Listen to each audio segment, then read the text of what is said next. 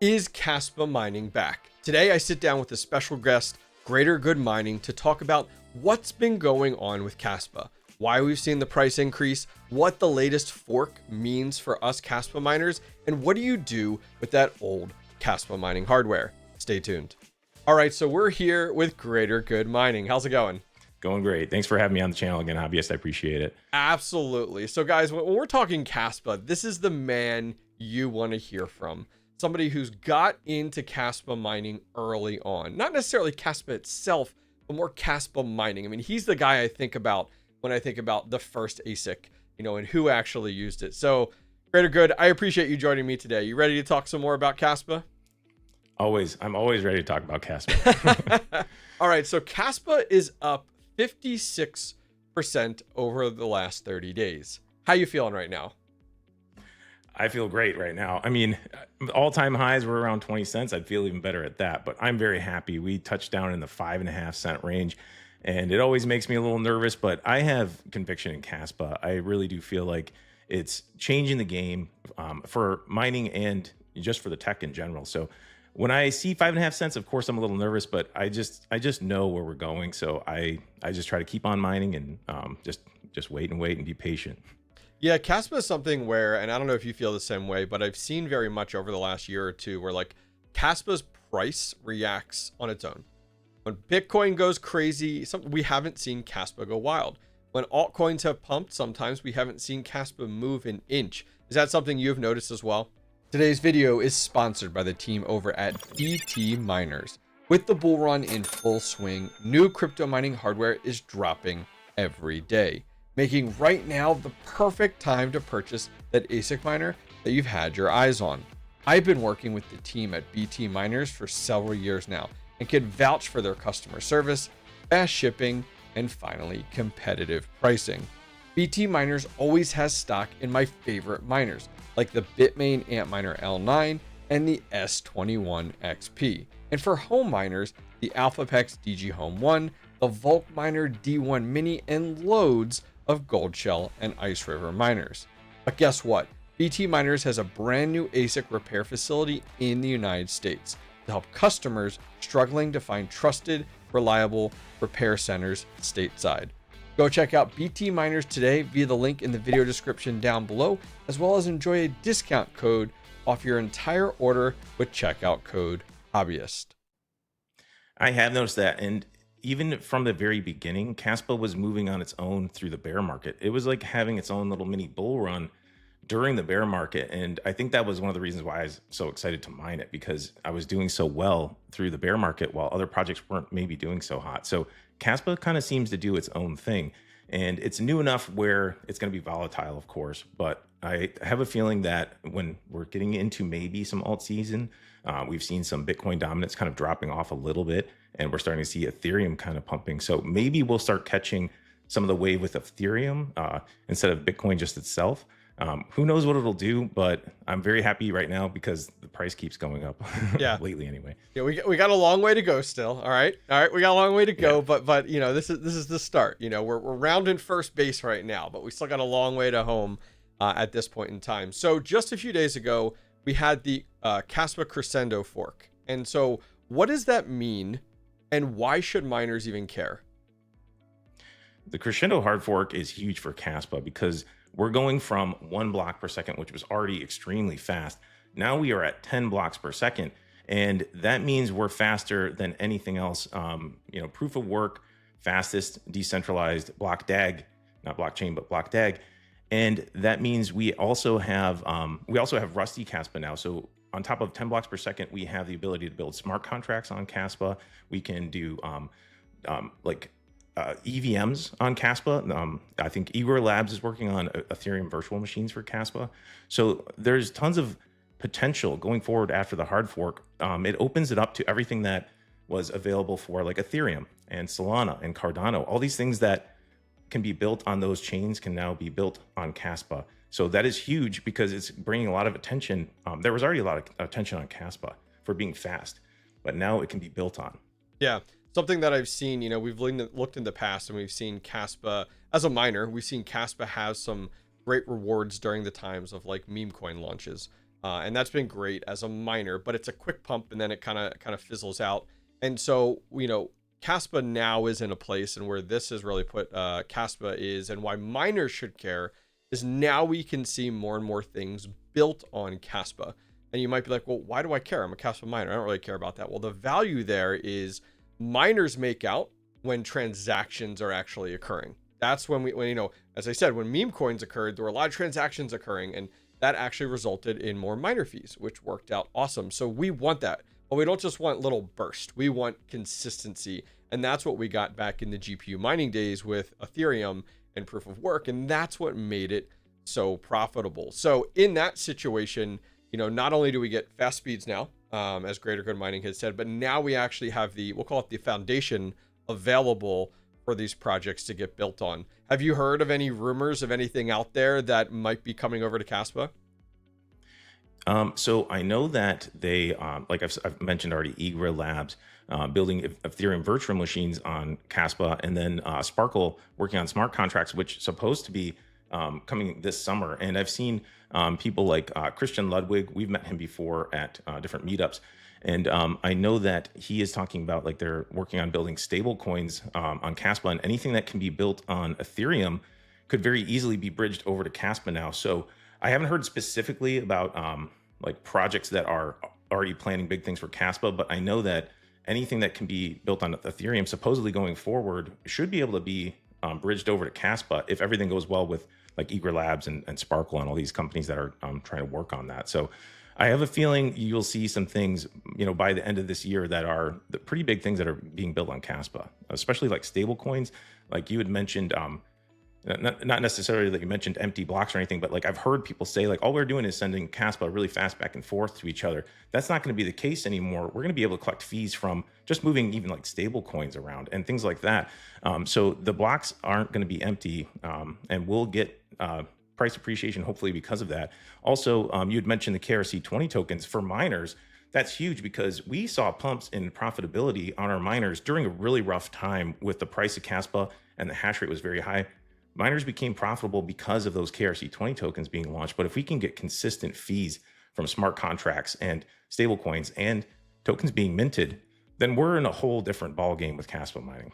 Yeah, and that's something as miners that like we need to make ourselves aware of. Like, the foundation's been built, the ecosystem is now available, and so I think now the front door is open for service. So that's something that we definitely need to keep an eye on, because we may see that Kaspa profitability return and that price appreciation occur, which I'm definitely excited about. So let's pivot a little bit now. We've got kind of laid the groundwork up to this point. Let's talk more about on the mining side of things. So right now, Kaspa hardware is still in kind of that land in between. Tough to decide, is it profitable, is it not profitable? And you've had some great content on your channel more recently discussing solo mining. And I haven't heard solo mining in Kaspa for quite a little while now. Why has solo mining suddenly kind of resurfaced? So when we were solo mining before, we were mining for a higher reward, but there was less chances of hitting a block. At 1 block per second, it was still very fast and there's still pretty good chance. But I have behind me my KS0 Ultra, and I've mined 6 blocks in the last 7 days. And those blocks are worth less Kaspa now. They're worth 5.5 Kaspa. So, but I'm able to hit blocks like every day practically with this thing. My luck is good. I'm at like 48% luck, but that's 33 Kaspa in 7 days. And if you take a KS0 Ultra and put it on a pool right now, you're getting 1.6 Kaspa per day. So for me, I've been very lucky with my little machine, and I've been hitting blocks with this. Now, putting a larger miner on it, I have not tried that yet. I've heard people with like 8 terahash not hitting anything for a couple days, or hitting less blocks or getting less rewards per day. So luck is involved, but it helps decentralize things a little bit because we're up against large mining facilities like Mara. They're mining Kaspa now. It's hard to beat those facilities when you have a small little home miner. But for me so far, it has been very worth it to solo mine with this KS0 Ultra. So if you think Kaspa could hit an all-time high again, we're talking like I made $4 this week so far. Like if it hits all-time highs, that's $8 a week. That's $32 a month. For a little KS0 Ultra to run 100 watts, I don't even notice the thing. I think that's pretty good. I like that the 10 blocks per second makes it a little bit more fair as far as block distribution for a small home operation like what I have. So I really am enjoying solo mining on my KS0 Ultra so far. Yeah, definitely recommend individuals that have like your KS0s, your pros, your ultras out there. It definitely is an option for you to power them back up. I mean, as Greater Good had said, it's 100 watts or so it's not necessarily breaking the bank. It's keeping a light bulb on, and you do have that option now, which I think is fantastic. I've taken a closer look at solo mining. I'm about 165 terahash on Kaspa. And so I tried to do I know, right? It's sometimes it's bad. I was just about to buy 2 more Kaspa miners last night. I'm not going to lie. And I did some of the math the other day, actually, on a live stream, looking at like, okay, so what are people seeing with an Ultra? And if you take that and translate that with 400 gigahash over to where I'm at terahash, and it provided maybe 30, it's solo mining. So there is luck involved in there. And if you went off those averages, it was about 30 to 35 Kaspa more if I solo mined, but it could be more than that because, you are solo mining. So there's that luck, or it could be less than that. So for me, it was like, okay, it didn't make sense at my size based off of that hash rate to go with solo mining. But a lot of people in chat, we had talked extensively about of like, hey, you got those ultras, those pros, those miners out there, you might as well put them on and solo mine with them. Cause just as you had said, you're going to make more solo mining with those smaller units than you are just going to go ahead and pull mine, which I think is really exciting. 100%. You have to look at your own situation. And if you have a lower electric rate, like hobbyists, you've worked really hard to get your electric rate where it needs to be, where you can be profitable. And right now, if you're running like a KS5L on like 8 cents, I think you're losing like 50 cents per day. But that doesn't mean it's going to be like that forever. I mean, if we go back up to all-time highs and the hash rate doesn't change too much, then you're back profitable on something that's like considered to be old hardware now. We got the KS7s and things like that coming out from Bitmain and Iceriver that are making like $8 a day. And I worry a little bit about extra hash rate hitting the network, but at the same time, I think people are a little bit burnt out on buying the Kaspa miner. So maybe we won't see massive amounts of hash rate because we won't see everybody aping into these machines. I am of the mindset, like, I'm happy with what I have. I don't have nearly as much as you. I've got like 36 terahash with my 3 KS5Ls hosted at Terra. And then I've got all my little home miners. So maybe I'm around 40 terahash. I would consider even like buying used hardware at this point because everybody's like giving these things away. I don't think that people are seeing like the big picture of what maybe is coming this year. So you have to, of course, look at your own situation. You have to look at your electric rate. Everything can change with the price of Kaspa very quickly. You've seen this coin double in price in the last month. You might be too late if you wait too long to get hardware if you're thinking about mining. And now is a great time to pick up some used hardware. So you were saying you were thinking about picking up 2 more miners, and I was like, I'm feeling the same thing. I want to get some, especially Terra-free used miners for cheap. If you have a cheap electric rate, why wouldn't you? Yeah, makes sense to me. No, it's a really good call. Yeah, because I think you had a really good point there. Like, we saw the KS7 announced, but there wasn't much hype about it. I don't know anyone that's buying it specifically. So we're in this different time period with Kaspa hardware. A lot of the hardware, it's slowed, right? We're not seeing hardware manufacturers releasing hardware as fast as we did in the past. We've gotten the KS7 and the KS7 Lite, and I really don't even know anyone that actually owns them, which means that, okay, there's less in the wild. That hash rate isn't growing as quickly. Now, with Kaspa's price appreciation, will we see people power back on a lot of these small miners? Yes. But what I've seen is over the last, I'd say 6 months or a year, a lot of people get out of their Kaspa miners. Great example, KS5Ls. I mean, I bought 2 of those not too long ago for $100 each. Like, I bought my first one for $4,500 a year ago. And so it's crazy at that price. I'm like, why not? The other 2 I was talking about were 2 units. Some guy wanted to part ways with 2 more KS5Ls, $150 each. I'm like, really? Like, absolutely. And it's just the case of like, man, like I absolutely feel that of just buying it, mining it, and stacking that Kaspa right now. So I do think, and I haven't kept a close eye at Kaspa's hash rate, but I imagine it's not fluctuating much, and we're probably pretty plateaued out. Yeah, we've hit as low as 900 900 terahash. Or sorry, I'm losing my mind. We're at 1.15 exahash, and we were at 900. Okay, so we dropped below. Yeah, petahash. Yeah, before. So we did drop below 1 exahash for a while, And I think I did a video on that a while back, and I was like, I'm turning stuff back on because like a lot of people shut off. I mean, you're gonna have machine failures over the years too. Like we had a lot of those machine failures, unfortunately, with the KS3Ms. Maybe some of that hash rate's never coming back on. I have a KS3M sitting in my garage that probably won't get turned back on. It'd have to be very profitable to turn that one back on. So some of the hardware that we've had over the years maybe isn't even going to get turned back on.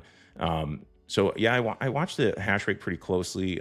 We are nowhere near all-time highs. I think we were like 1.5 exahash when everything was really ripping last year. And maybe we will have some hash rate turn back on since the hard fork and since the price of Kaspa has gone back up.